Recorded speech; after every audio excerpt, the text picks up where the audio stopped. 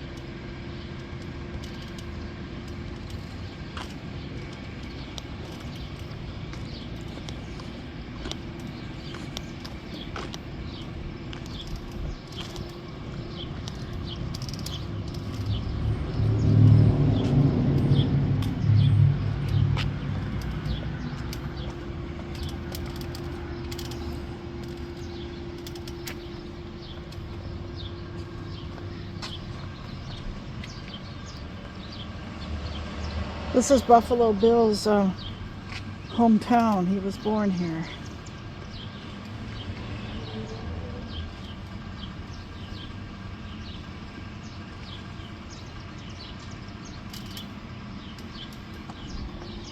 And here's a large riverboat water wheel. Paddle. Call them paddle boats too.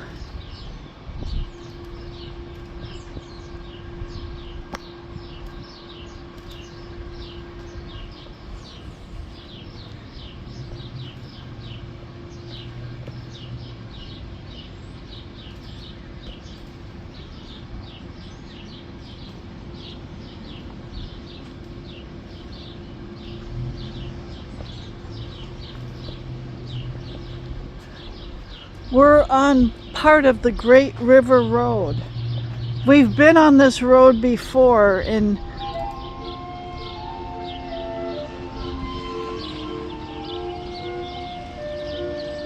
Calliope.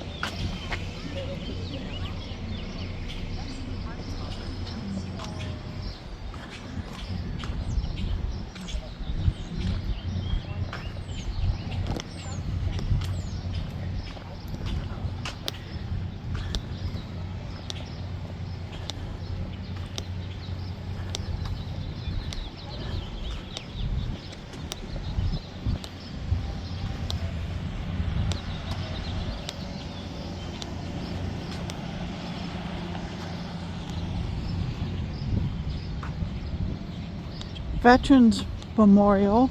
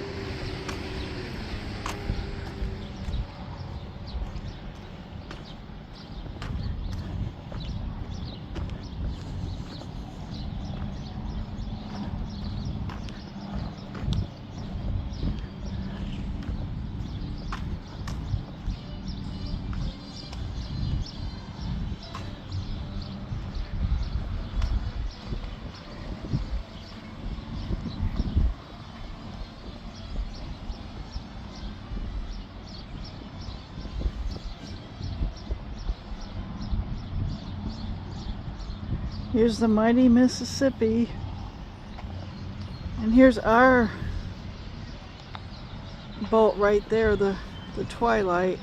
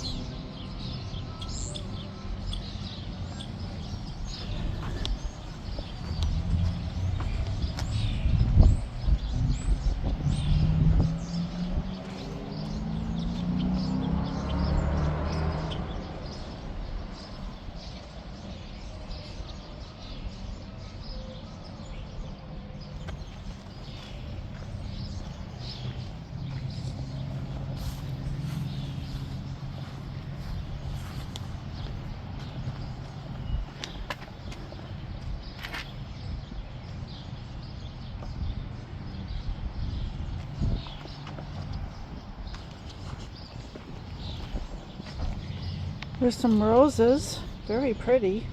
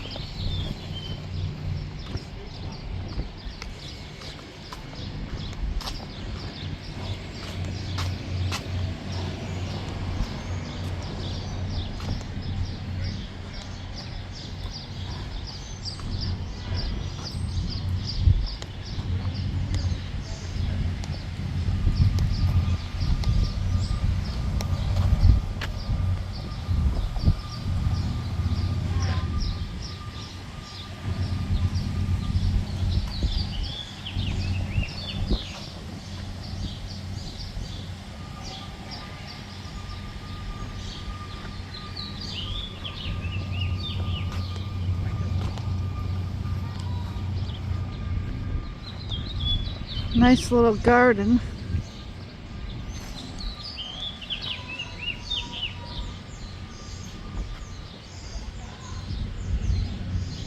I think some people already walked that way, so let's do it too.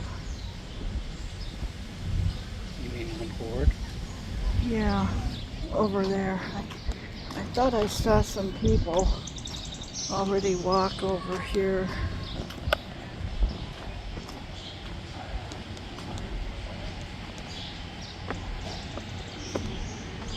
But our boat is the one behind this one.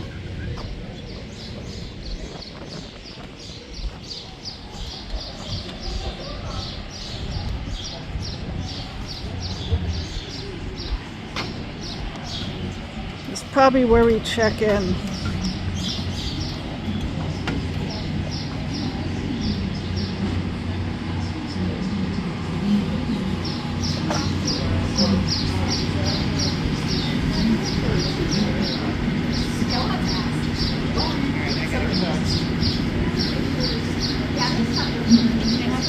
Hi, my name is Lori Coutil. I got 2 tickets for the riverboat. Oh, look.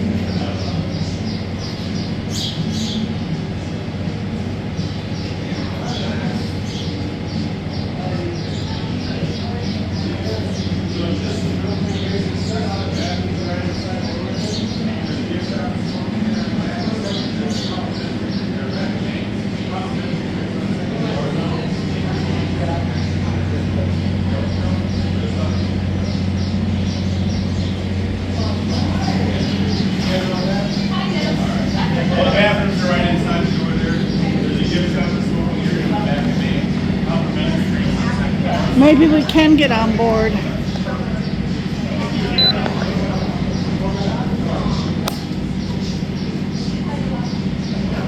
Looks like people are getting on. All right, here's our tickets. Hi. It's our first time here. This should be fun. Yeah. So some quick info for you real quick is the bathrooms are just right inside the door on Main. There's a gift shop and smoking area on the back of Main.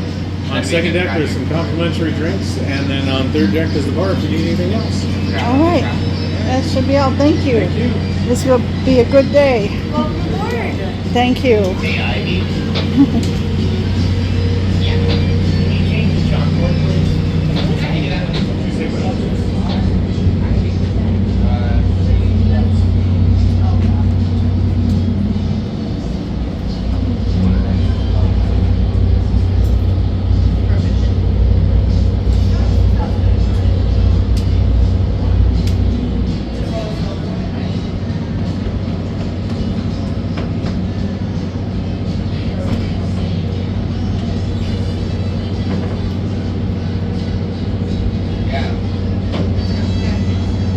Let's take a little tour of the ship here.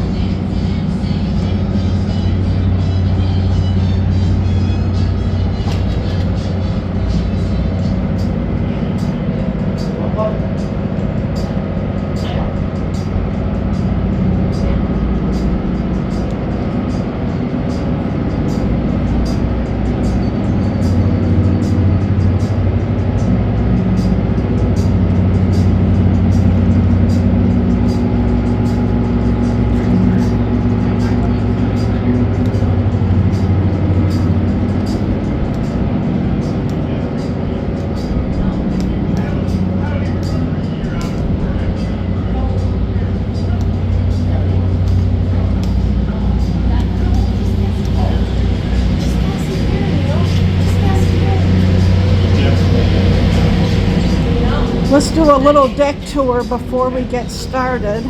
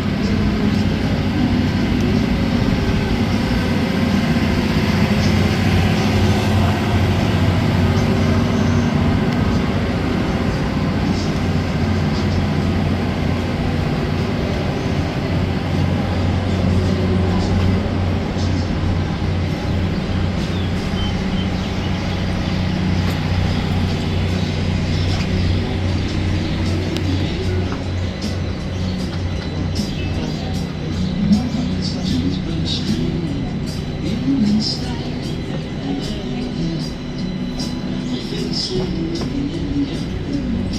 lot of seating to be had.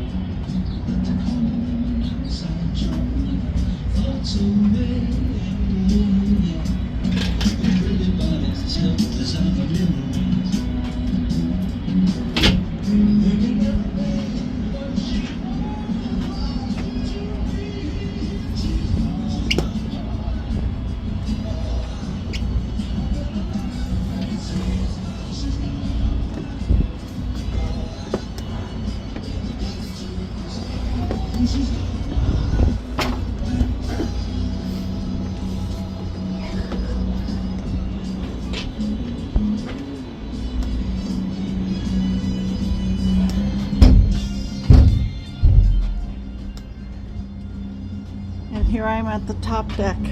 There's 3 levels.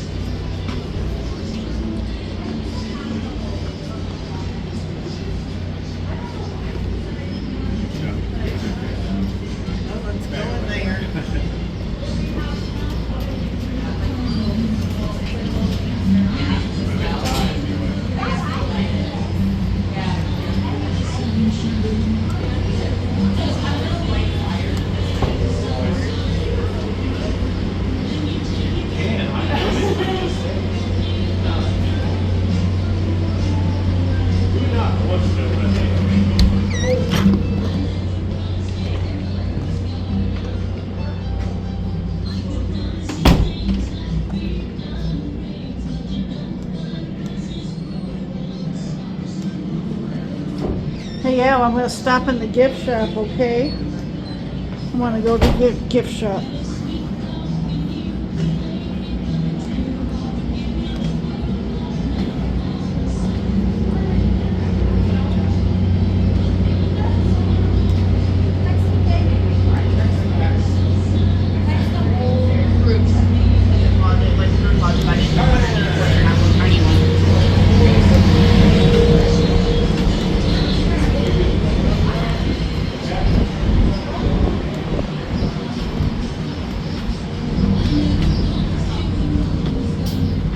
Hey.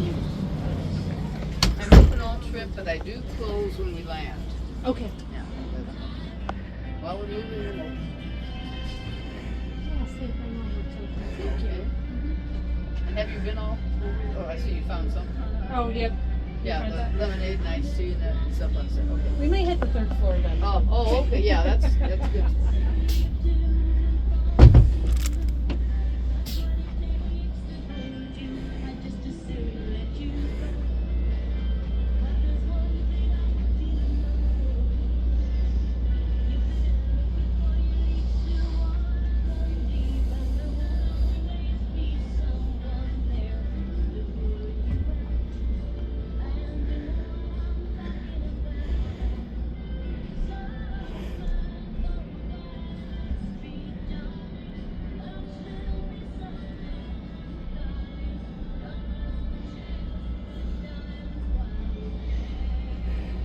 It's a lovely day for a cruise. It is, it really is.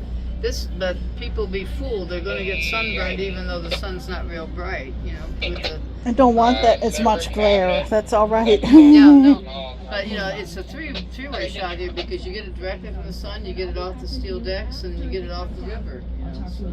True. Yeah. First sunburn in my life was on the Delta Queen. It was the first day we were going to Cincinnati, Pittsburgh, and I had to get in the sun. I'm lying out there. Oh. I'm wearing long sleeves and slacks pretty much the rest of the trip because I was so sunburned. I got them on now as a preventative. I've learned about getting burned and don't want to be. I have enough pains to deal with Well, that's without what that I just too. had a couple of skin cancers removed off my arms. It's like, well, guess I won't be wearing sleeveless stuff this summer. Unless you're in shade. Yeah. So when I play golf, you're in the sun most of the time. Although when I hit into the rough enough, so I'm in the shade. Oh, let's see. Jacob. Yes. All the hats are $30. Okay. We have a. I don't know what I want yet. I'm going to think about it for a Okay, while. I'd say I'm open the whole trip, but I close when we land. All right. Well, nice talking to you. I got to find my viewing spot. I was thinking the top deck, maybe. Top deck. That way I can see both sides easily. Exactly. Yeah, that's what I was thinking too.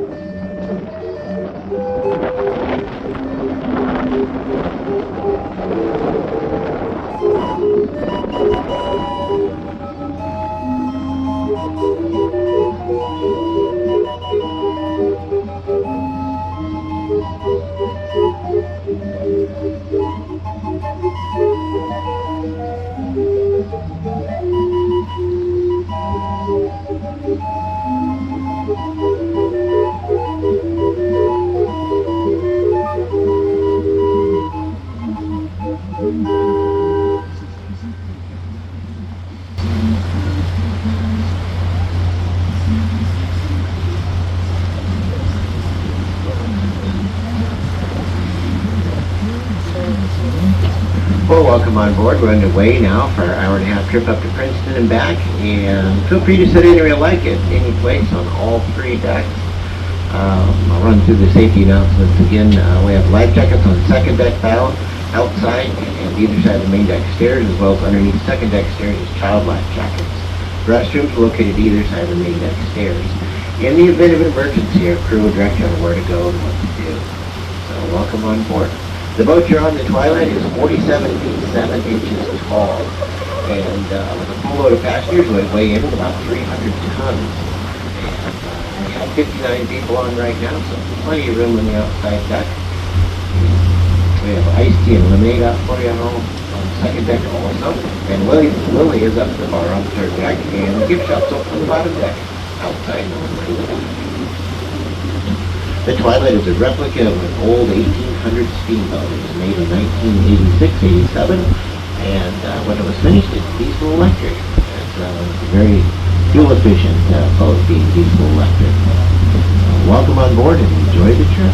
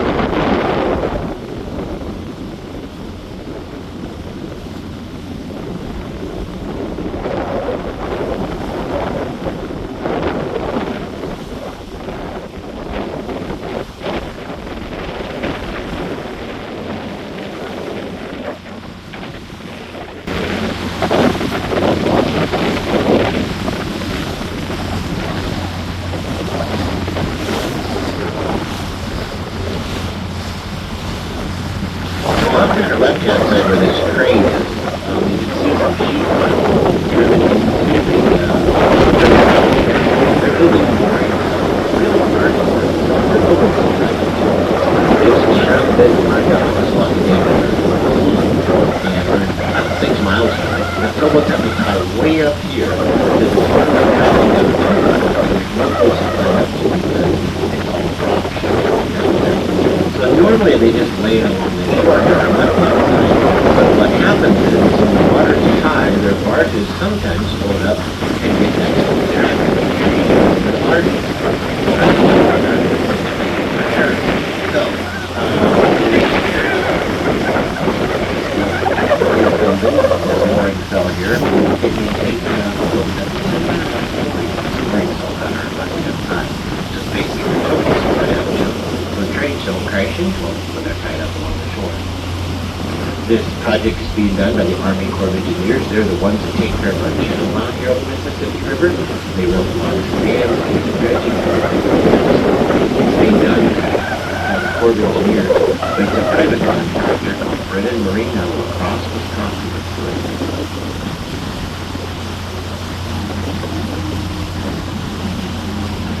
The yellow barges off here on the left-hand side, these yellow barges are Moline Consumer Sand and Gravel Company.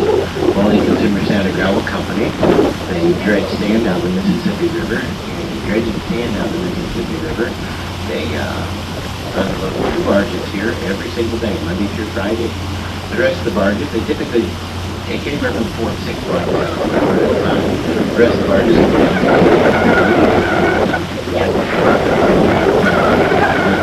sand is used in construction, it's used in local cement mixes.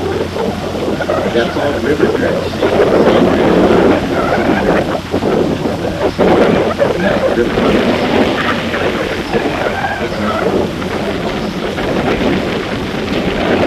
They've been dredging sand in this area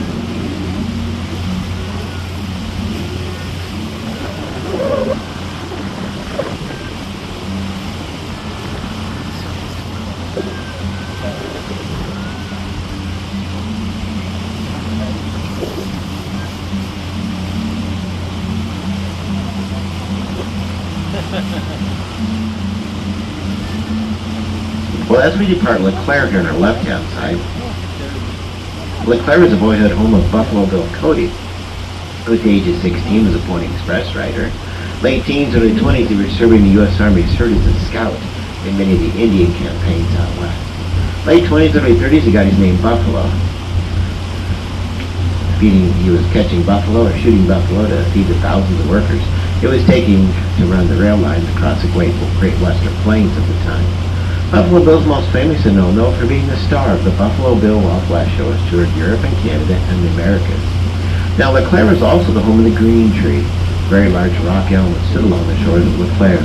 It was here that steamboats would stop on the way downriver to pick up a rapids pilot. Rapids pilot was someone who knew the Rock Island Rapids very well. It started here at LeClaire, ran some 16 miles downriver to Rock Island, Illinois.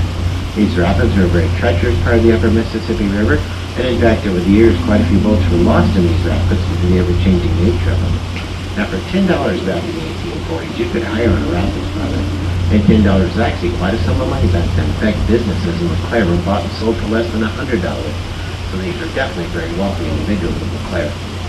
But it wasn't without danger to them. In fact, over the years, quite a few of these rapids pilots were actually tossed from the pilot house into the raging waters, and they'd have to swim to shore for their lives. They were treated like that by the crew of the boat when they happened to get you caught on something going down through the rapids. Now, the rapids below LeClaire and in and through this section, they don't exist anymore. These rapids basically were covered over when they built the locks and dams here on the river. In the 1930s, the Army Corps of Engineers built a series of locks and dams here on the river. They built 27 locks and dams in all between St. Louis and St. Paul, and turned the river into a series of stair-step lakes that are anywhere from 20 to 50 miles long. These lakes are. So we're sitting in one of these lakes right now. Lock 14, just down around the bend of Mardon, raised the water in the 1930s 50 feet higher than what it would have been in the 1920s.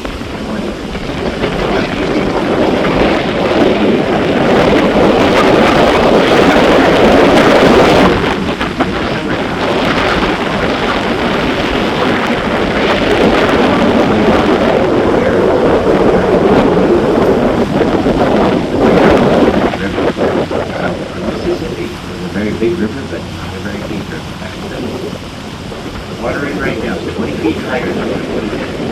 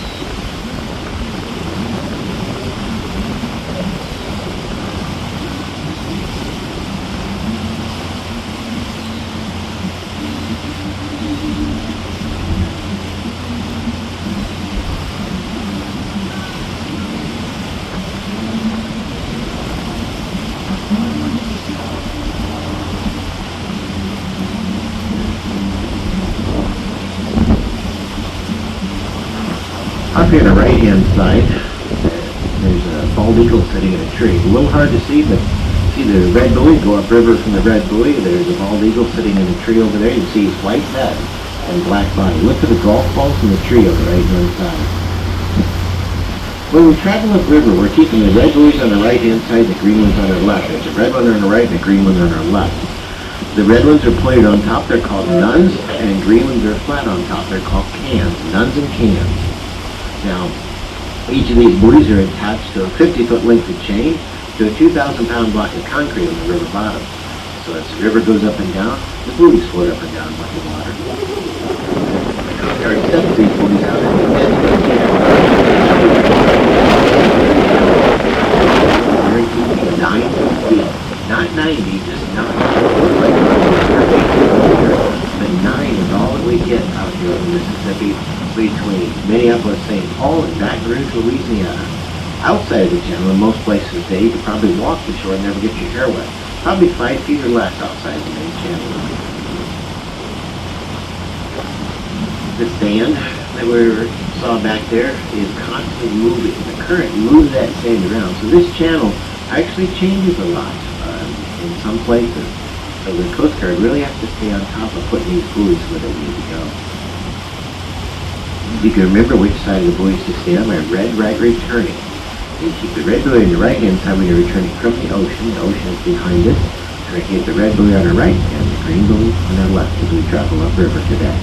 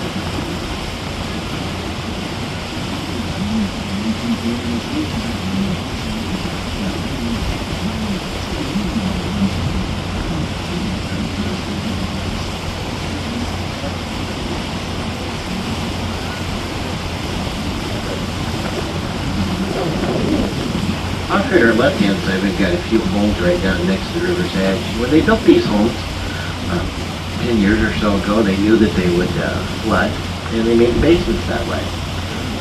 Typically, if people have homes that flood, they build them so that they flood it easily. Things like that. But the rest of these homes in this area typically will not flood. They won't flood. Why don't they flood? They don't flood because they're just above lock and dam 14. Lock 14 takes on the water back about 16 feet. So in the event of a flood, they take the dam out and let more and more water out, all the way to the point that they take the dam completely out of the water. When they take the dam completely out of the water runs really fast across those rapids. So it's almost like we're at the edge of a waterfall. The river bottom goes downhill quickly. So the river runs very fast through here. As much as 12 miles an hour, it runs up and through this area. And that 12 miles an hour really takes and keeps the water low up and through here. It just doesn't have time to back up and flood this area. So the locks and dams help this area to not flood. Only back 14 feet of water. The highest I've ever seen the water get is maybe about halfway up that Green Bay Packers symbol in the flood of 93. That's a lot of water up here.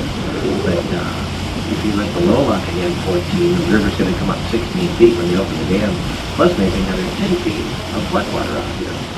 So even though it looks like these homes have flood, they don't. But the homes below lock and dam 14 look like they don't flood, but they do.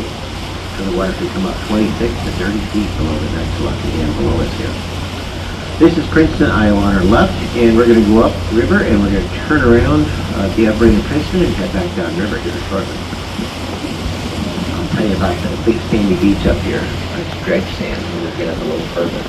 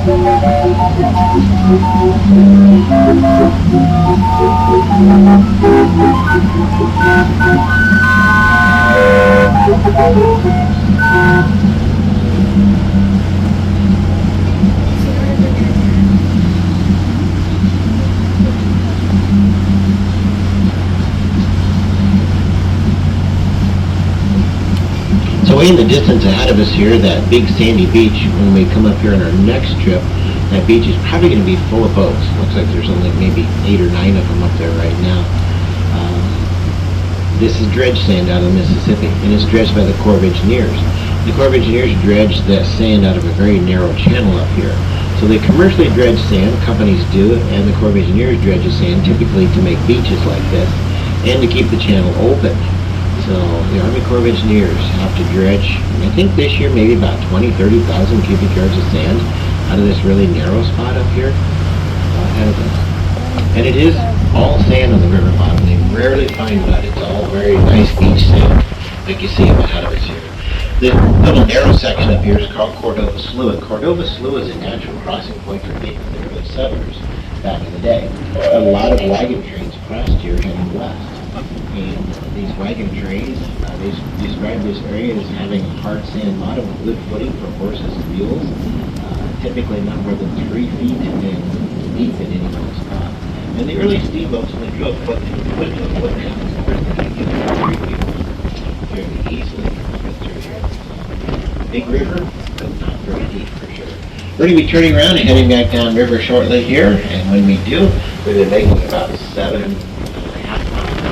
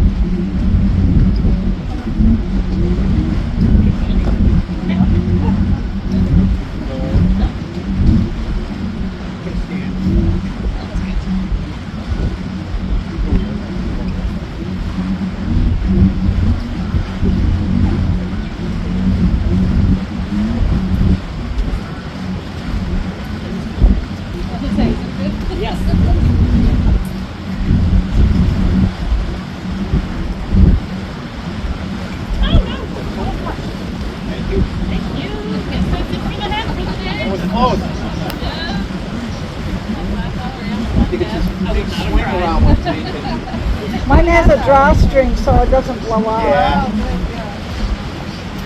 know I told him I thought about wearing my top hat today, but I was like, but I saw yours, I'm like, I should have worn that.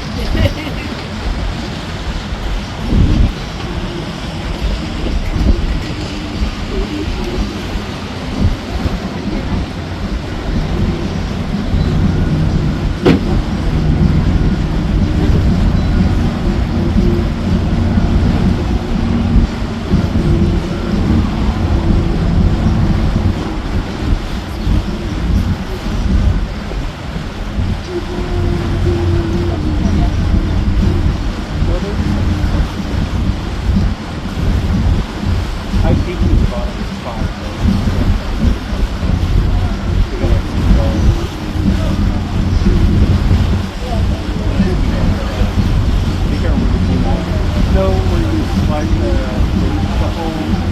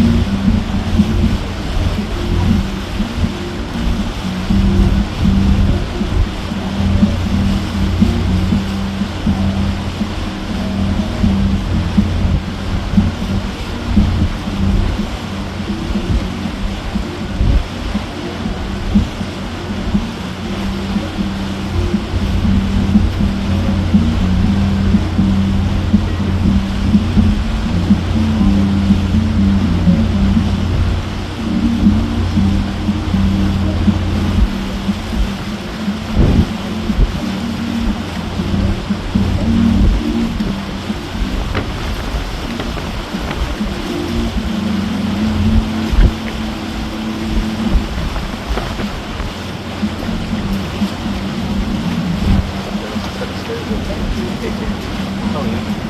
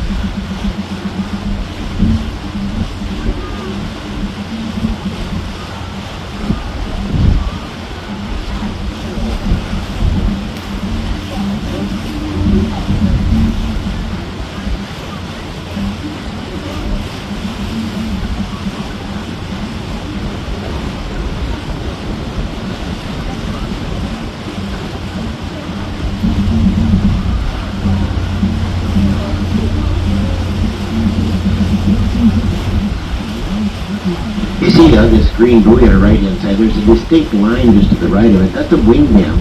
There's hundreds, if not thousands of wing dams out here in the upper Mississippi River.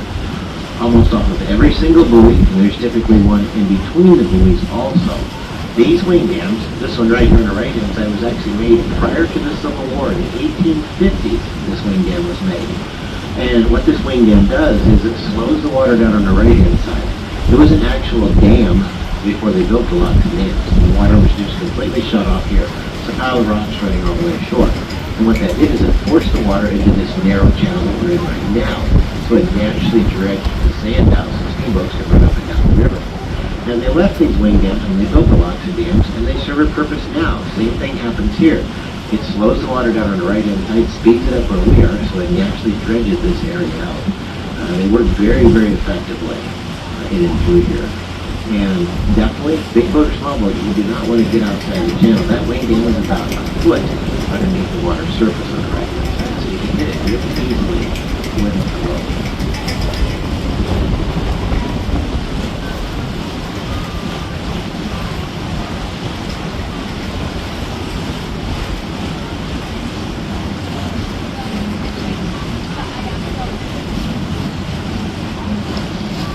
You see the red triangle off on our left-hand side. That red triangle actually is called Woodward's Grove.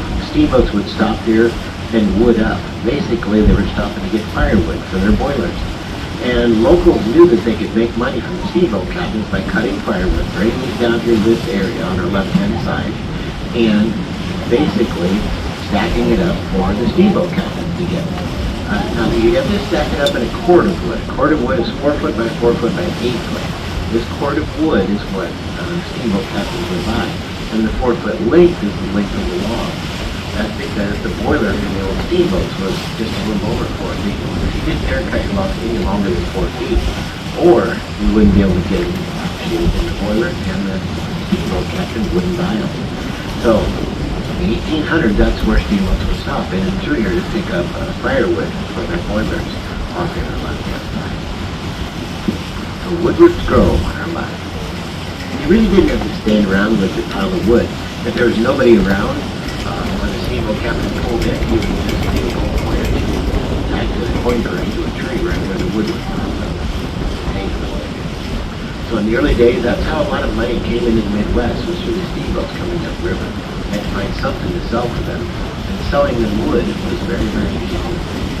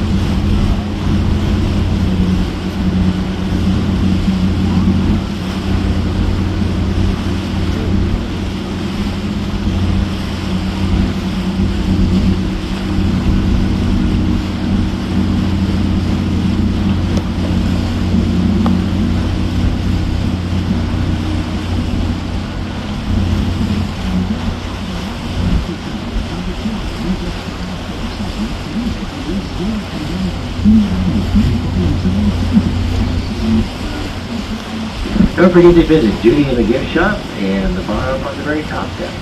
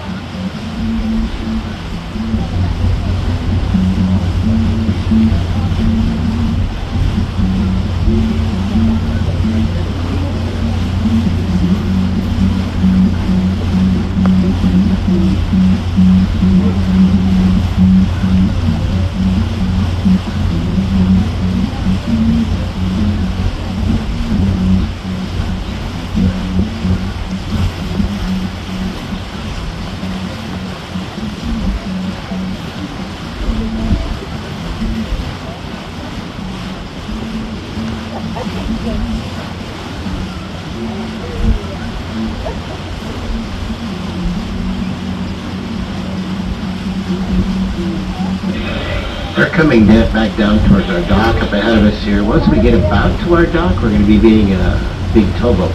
I'll tell you all about him. He'll be on our left-hand side up here. He just came out of Lockadam 14. I just talked to him on the radio.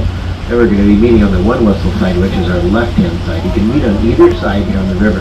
You don't have to meet like you do on the roadway. You can meet on either side. One whistle is port to port, our left-hand side. Two whistles is starboard to starboard, our right-hand side.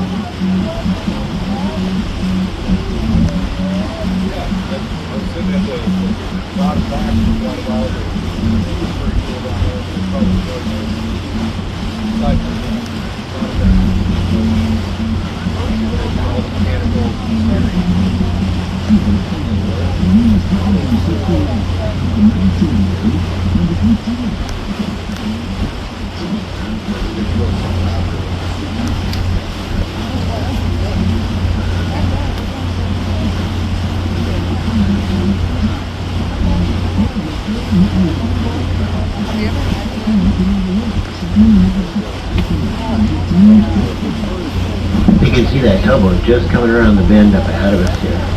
Towboats up here in the upper Mississippi can push 15 barges. Right now you're only seeing 3 of the barges that he has. He might be pushing 15. I'll tell you a little bit more about him when he comes around the corner. That towboat coming around the corner I think is as long as an aircraft carrier, 1,200 feet long. 1,200 feet long. It's amazing they can push 15 barges up here, 3 wide. Just coming around the bend.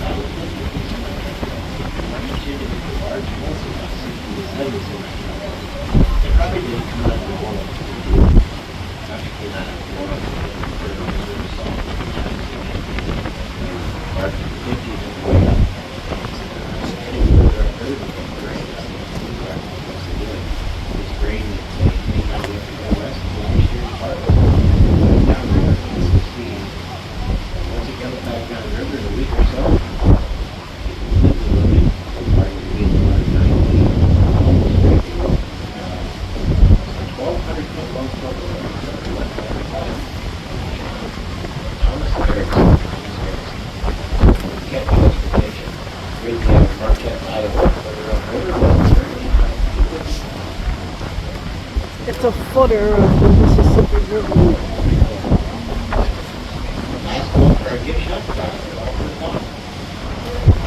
Now, those individual barges are all catered together and tied together as a rigid unit.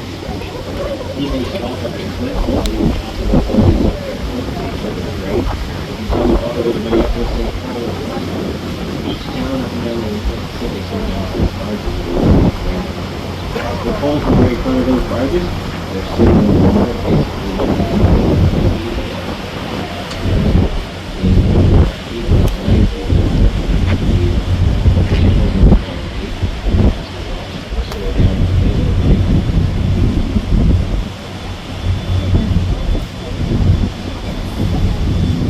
Wow.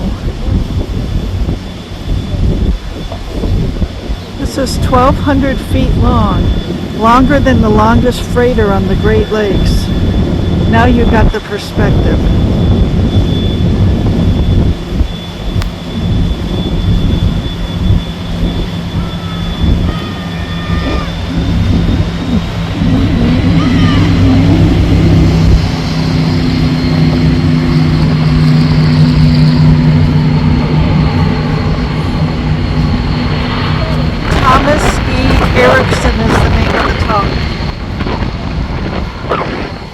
And here we are coming back.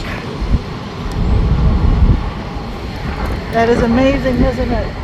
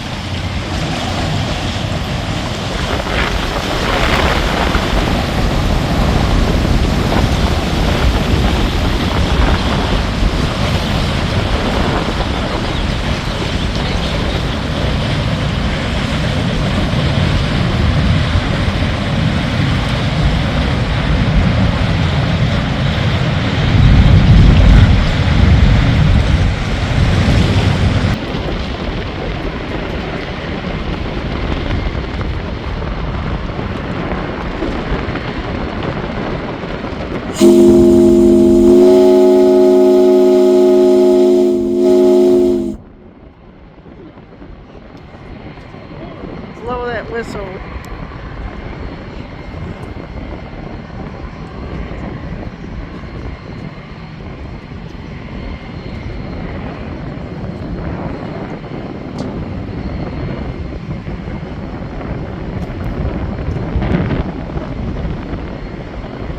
Pulling into port shortly.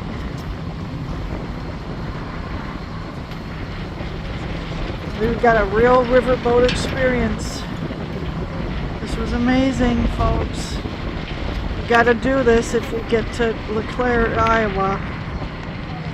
We gotta do this. It's only $25 for an adult to ride this for an hour and a half. That's quite a deal. Not only that, you've got some occasional barge and tug action to boot. So today we sure did. Getting ready to dock.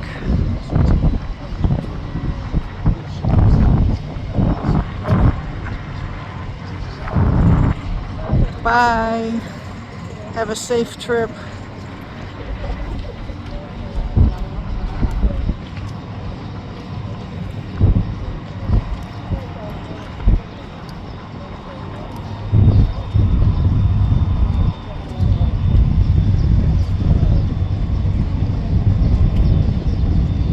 Another boat right here.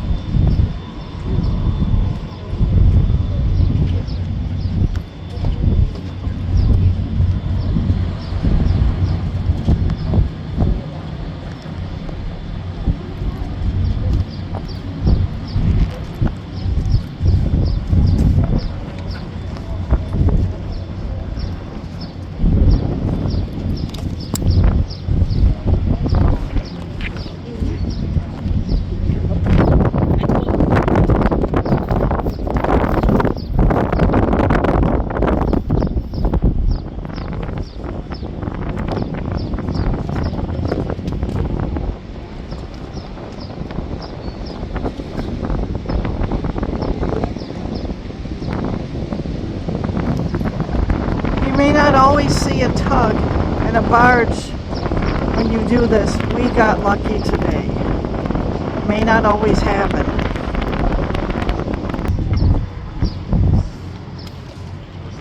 Being that I'm a Navy sailor, it's always a pleasure to go ahead and come on board any kind of ship. Had a thoroughly enjoyable time, and we saw many of the sights. Ladies and gentlemen, thank you very much for joining us on our hour-and-a-half trip up to Princeton and back. It's just kind of a little taste of our 2-day trip, so we run from here up to Buchan. If you do want to take a 2-day trip, there's brochures about it at the ticket booth. Come down on the definitely make your reservations early. We're getting kind of sold out for the summer so far, but still a little bit moving fall. Thanks for joining us. You guys come back and see us again sometime. Thank you to all of you who joined us multiple times over the years. Recognize that you will be getting on the boat there. Thank you for that. Thank you for supporting small business. And we have a train coming.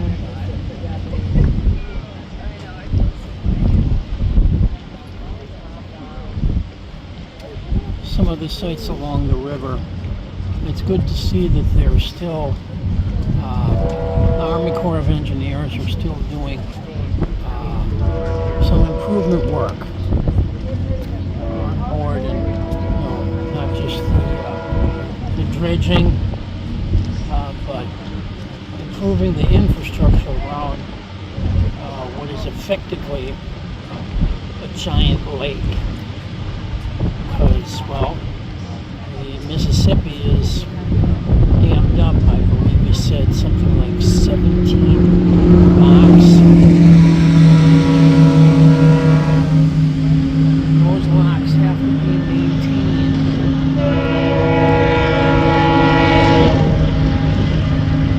We gotta get going. And rail commerce is still extremely active.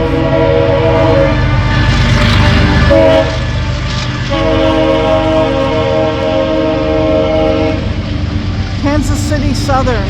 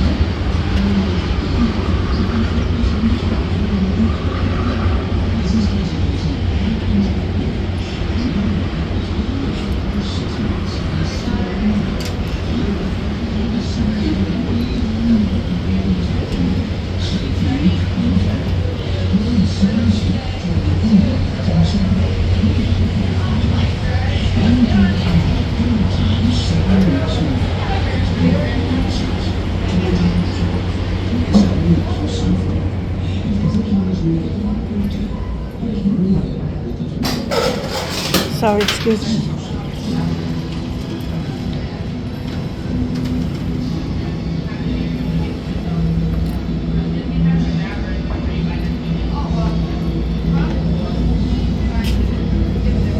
Have a good night.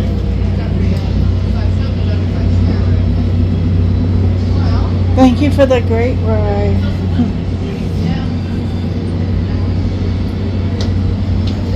Let's put a few bucks in the tip jar. They certainly deserve it.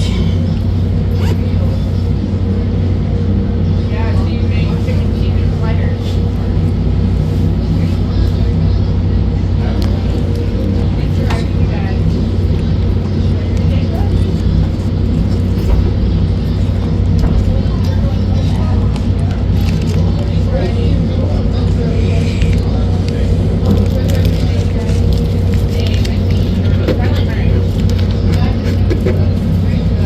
It's always good to tip your crew for giving us a good time. Here's some information you can pick up also. Here's some info about the project going on here on the river.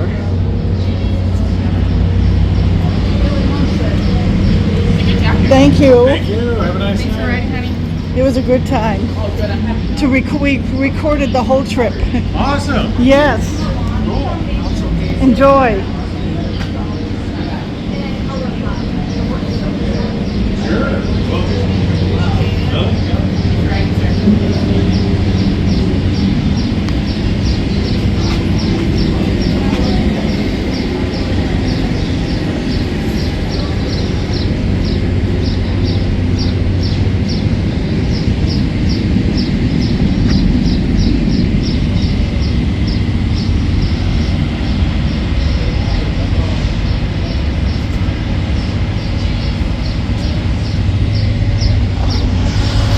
There's a train.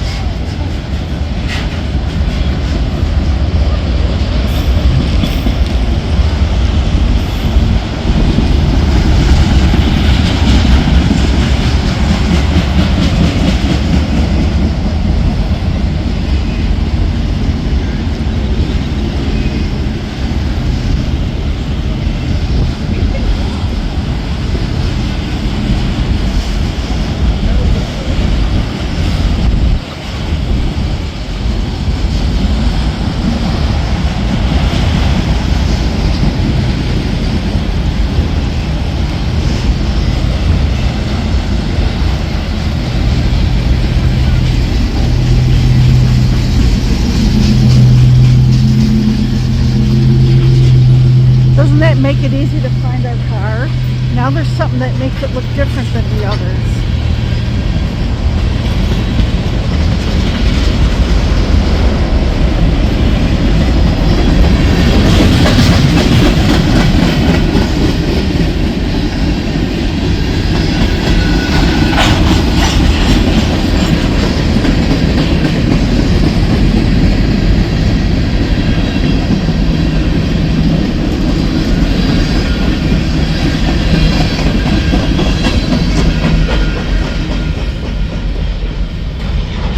Thanks for joining us. We'll see you next time.